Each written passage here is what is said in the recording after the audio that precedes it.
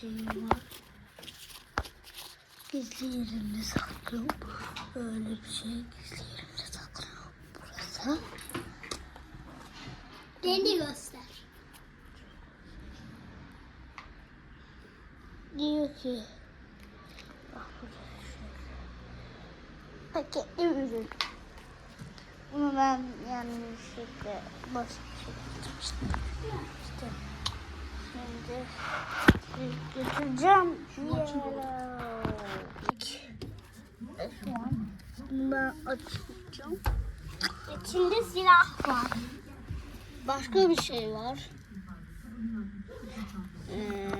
Bay bay ve görüşürüz. Onu başka şeyde yapacağım. Çünkü çok güzel, çok güzel, çok güzel. Sonra yapacağım arkadaşlar ve görüşürüz.